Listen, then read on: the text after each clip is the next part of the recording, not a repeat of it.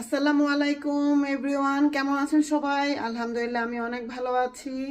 আজকে আমরা পিকনিকে যাব কয়েকটা ফ্যামিলি মিলে, তো সেই জন্য আমরা বাসা থেকে কিছু খাবার দাবার রান্না করে নিয়ে যাব। আমার এক একজন এক একটা রান্না নিয়ে যাবে। আমি হচ্ছে খিচুড়ি রান্না করে নিয়ে যাবো, আর চটজলদি আমি হচ্ছে খিচুড়িটা করব রাইস কুকারে। সেটা হচ্ছে এবং কম মশলা দিয়ে। আর আহ, কিভাবে আমি সেই রান্নাটা করি এবং আমি চটজলদি কিভাবে রান্নাটা রেডি করতেছি সেটা আপনাদের সাথে শেয়ার করব। তাহলে চলুন আমার সাথে আমার কিচেনে। এই তো আমি হচ্ছে এই রাইস কুকারটাতে রান্না করব। এটা 13 কাপের একটা রাইস কুকার। এটার মধ্যে আমি রান্না করব। আমি আগে থেকেই যে পোলার চাল, এটা কালি চাষি যে পোলার চালটা সেটা নিয়েছি আমি। তো এখানে আছে এই কাপ দিয়ে 3 কাপ পোলার চাল। আর আমি মুগ ডাল এবং মসুর ডাল দুইটা মিলে আমি এই কাপের 2 কাপ নিয়েছি। মুগ ডালটাকে আমি প্রথমে ভেজে নিয়েছিলাম, ভেজে তারপরে ভিজিয়ে রেখেছিলাম, আর মসুর ডালটাও ভিজিয়ে রেখেছিলাম। তারপরে সাথে দিব আমি ছোট ছোট করে কিছু আলু কেটে রেখেছিলাম সেটা। এখন আমি রাইস কুকারের মধ্যে এগুলো বসিয়ে দিব।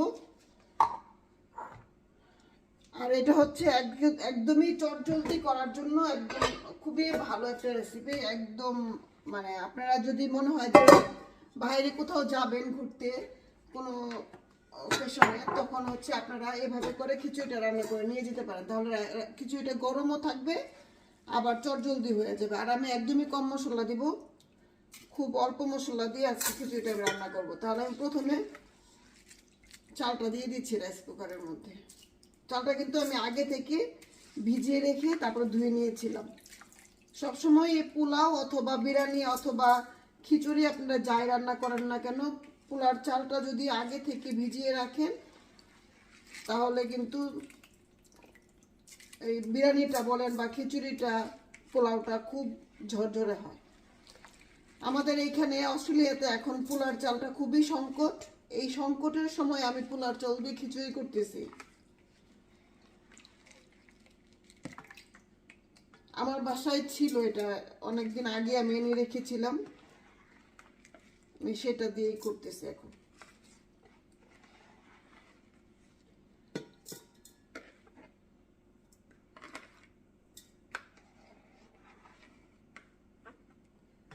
আমাদের কাছে এখন পোলার চালটা হচ্ছে স্বর্ণের মতো, অনেক দামি একটা জিনিস। কারণ এখানে এখন পোলার চালটা পাওয়া যাচ্ছে না, আর যেটুকু পাওয়া যায় অনেক দাম, অনেক দাম। এত দাম দিয়ে দেশি খাবার, আমাদের নিজেদের দেশীয় পণ্য আমরা এত দাম দিয়ে কিনে খাবো, আসলে ভালো লাগে না। দোয়া করে খুব তাড়াতাড়ি যেন পোলার চালটা অ্যাভেলেবেল হয়ে যায় আর দামটা একটু কমে যায়। তারপরে আমি এখন দিয়ে দিব এই যে ডালগুলি। এগুলো আমি আগে থেকে ভিজিয়ে রেখেছিলাম, ভিজিয়ে ধুয়ে নিয়েছি।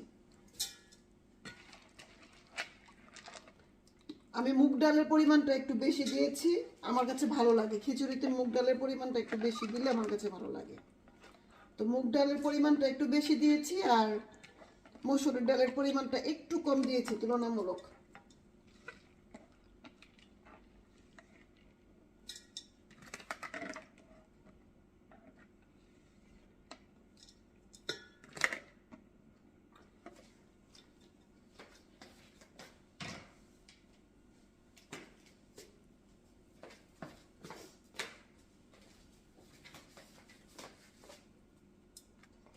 এখন আমি আলুটা দিয়ে দিব। আলুটা খিচুড়িতে আলু দিলে কিন্তু ভালোই লাগে। আমার কাছে অবশ্য মটরশুঁটি নাই, মটরশুঁটি থাকলে মটরশুঁটি দিয়ে দিতাম, সমস্যা নাই, আলুটা দিলেও খুব ভালো লাগে। আর ছোট ছোট রাইস কুকারে যদি আলু খিচুড়ি রান্না করেন তাহলে কিন্তু অবশ্যই আলুটা ছোট করে কাটতে হবে, না হলে সিদ্ধ হবে না।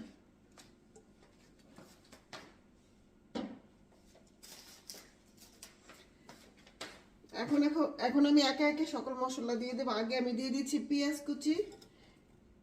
এখানে 1/2 কাপ পেঁয়াজ কুচি আছে। আমি 1.5টা বড় মিডিয়াম সাইজের 1.5টা পেঁয়াজ আমি নিয়েছিলাম, নিয়ে কুচি করে রেখে দিয়েছি। এখন যেহেতু বলছি অল্প মশলা দিয়ে রান্না করব, সেজন্য পরিমাণে সব কিছু কম দিব। তো আমি হচ্ছে প্রথমে হলুদ গুঁড়া দিয়ে দিচ্ছি, অবশ্যই অল্প, একদমই একদমই অল্প। যদি চামচের হিসাব করি তাহলে হাফ চা চামচের থেকেও একটু কম দিয়েছি আমি। এখন আমি দিব মরিচের গুঁড়া, সেটাও আমি অল্প পরিমাণে দিব। এই খিচুড়িটা খেতে কিন্তু খুবই ভালো, কারণ কম মশলার একটা লাইট খিচুড়ি খুবই ভালো লাগে খেতে, আমার খুব পছন্দ। তারপরে আমি হচ্ছে আদা রসুন পেস্ট, এখানে 1 চা চামচ করে আছে, দুইটা মিলে 2 চা চামচ আদা এবং রসুন পেস্ট। এই তো এখন আমি দিয়ে দিচ্ছি, এখানে আছে আস্ত গরম মশলা, 2টা তেজপাতা, 3টা দারচিনি আর কয়েকটা এলাচ আমি দিয়ে দিচ্ছি। এখন আমি দিয়ে দেব ঘি।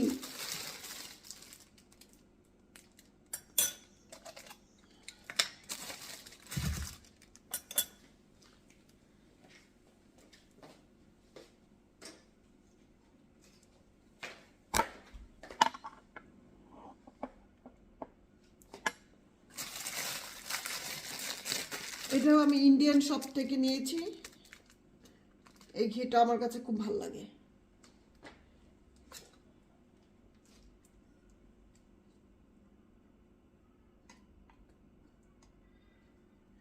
আমি 3 চা চামচের মতো আমি ঘিটা দিয়েছি।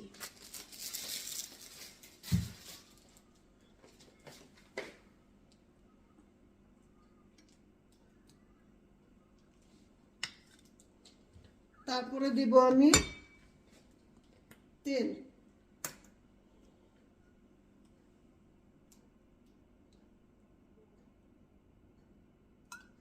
একদমই অল্প, 1 টেবিল চামচ তেল দিয়েছি আমি।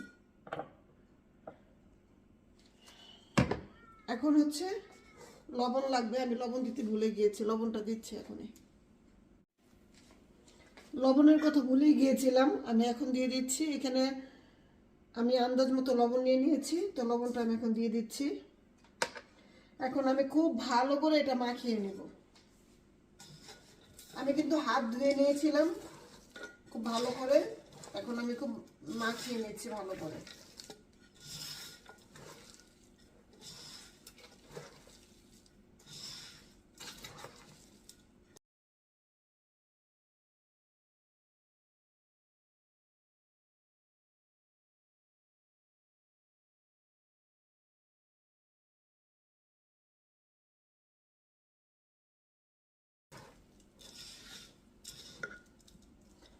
মাখানো হয়ে গিয়েছে, এখন আমি পানি দিয়ে দিই। যেহেতু এখানে 3 কাপ পোলার চাল আর 2 কাপ ডাল আছে, তো মানে হচ্ছে টোটাল 5 কাপ, আমি সেই হিসাবে এখানে 10 কাপ পানি দিয়ে দিয়েছি।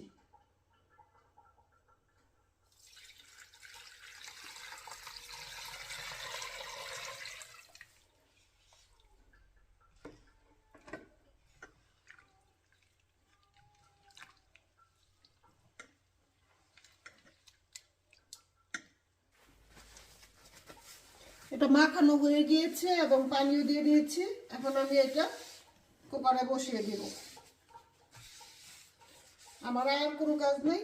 এখন আমি যে ঢাকনা দিয়ে দিয়েছি, এটার মধ্যে আমি এখন বসিয়ে ছেড়ে দেব। বিসমিল্লাহ।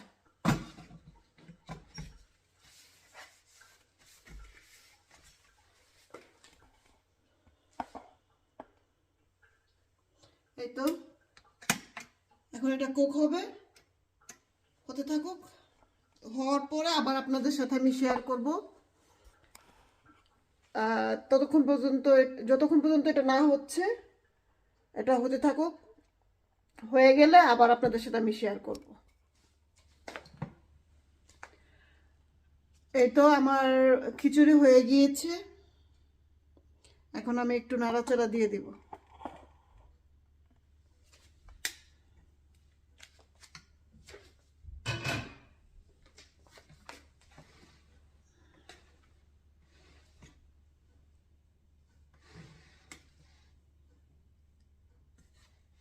খুবই ঝরঝরা হয়েছে খিচুড়িটা।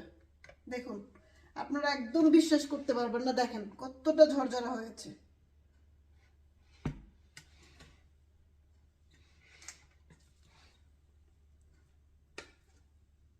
আর খুব সুন্দর একটা স্মেল আসতেছে।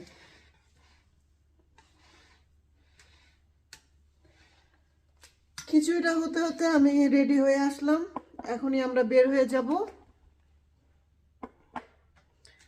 তো আমরা পিকনিকে গিয়ে যদি পারি তাহলে আপনাদের সাথে কিছু ভিডিও আমি শেয়ার করব।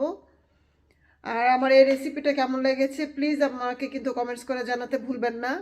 আর আপনারাও যদি চটজলদি কোথাও যাওয়ার জন্য খাবার নিতে হয়, লাইক খিচুড়ি, তাহলে এভাবে করে আপনারা খিচুড়িটা পাতলা করে রান্না করে, জাস্ট লাইট একটা খিচুড়ি রান্না করে এভাবে করে রাইস কুকারে এই ভিতরের পাটটা সহ নিয়ে চলে যাবেন। তাতে হবে কি, খাবারটা গরম থাকবে।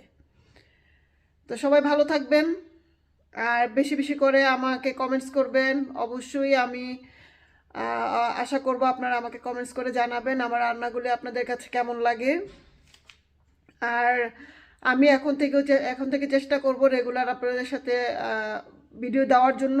কমপক্ষে প্রতিদিন একটা করে ভিডিও দেওয়ার চেষ্টা করব ইনশাল্লাহ। আপনারা যদি আমার পাশে থাকেন তাহলে আমি পারবো ইনশাল্লাহ। আসলে আপনাদের জন্যই, আপনাদের সাথে এগুলো শেয়ার করতে আমার ভালো লাগে। আপনাদের জন্যই তো আমার এই ভিডিওগুলি করা। তো আপনারা যদি আমাকে পজিটিভ কমেন্টস করেন বা আমাকে উৎসাহ দেন কমেন্টসের মাধ্যমে, তাহলে আমার আমার পথ চলা আরও সহজ হয়ে যাবে। সবাই ভালো থাকবেন, সবার জন্য অনেক অনেক শুভকামনা রইল। আসসালামু আলাইকুম।